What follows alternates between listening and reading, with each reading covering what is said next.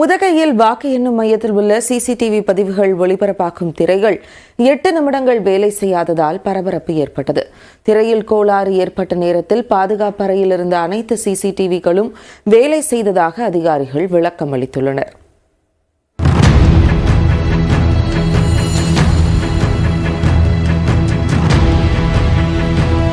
நீலகிரி மக்களவை தொகுதியில் திமுக சார்பில் முன்னாள் மத்திய அமைச்சர் ஆர் ராசாவும், பாஜக சார்பில் மத்திய இணையமைச்சர் எல் முருகனும், அதிமுக சார்பில் முன்னாள் சபாநாயகர் தனபாலின் மகன் லோகேஷ் தமிழ்ச்செல்வனும் போட்டியிட்டதால் நட்சத்திர தொகுதியாக பரபரப்புடன் இருந்தது. கடந்த 19ஆம் தேதி நடந்த தேர்தலில் பயன்படுத்தப்பட்ட மின்னணு வாக்குப்பதிவு இயந்திரங்கள் வாக்கு எண்ணிக்கை மையமான உதகை அரசு பாலிடெக்னிக் கல்லூரியில் பலத்த பாதுகாப்புடன் வைக்கப்பட்டுள்ளன.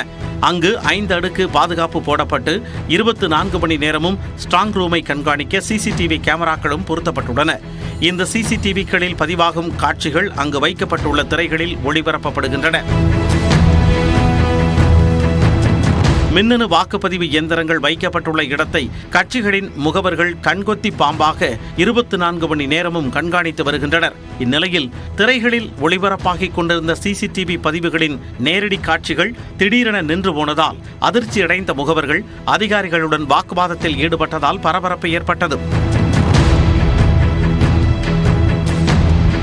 சுமார் 8 நிமிடங்கள் அங்கிருந்த அனைத்து திரைகளிலும் சிசிடிவி பதிவுகள் ஒளிபரப்பாகாததால் கட்சியின் முகவர்கள் சந்தேகத்தை எழுப்பினர். இதையடுத்து மாவட்ட ஆட்சியர் மற்றும் தேர்தல் அதிகாரிகள் நேரில் சென்று ஆய்வு செய்தனர். இந்த விவகாரம் குறித்து விளக்கம் அளித்த அதிகாரிகள் திரையில் ஏற்பட்ட தொழில்நுட்ப கோளாறு காரணமாக ஒளிபரப்பு தடைபட்டதாகவும், அந்த நேரத்தில் ஸ்ட்ராங் ரூமில் இருந்த அனைத்து சிசிடிவிக்களும் எந்த பிரச்சனையும் இன்றி வேலை செய்ததாகவும் கூறினர். கோளாறு உடனடியாக சரி செய்யப்பட்டு 8 நிமிடங்களுக்கு பிறகு திரைகளில் மீண்டும் சிசிடிவி பதிவுகள் ஒளிபரப்பாகி வருவதாகவும் குறிப்பிட்டனர். மேலும் முகவர்களின் சந்தேகங்களை போக்கும் வகையில் திரையில் பிரச்சனை ஏற்பட்ட நேரத்தில் பதிவான அனைத்து சிசிடிவி காட்சிகளையும் முகவர்களுக்கு காண்பித்து அதிகாரிகள் விளக்கமளித்ததால் அங்கு இயல்பு நிலை திரும்பியது.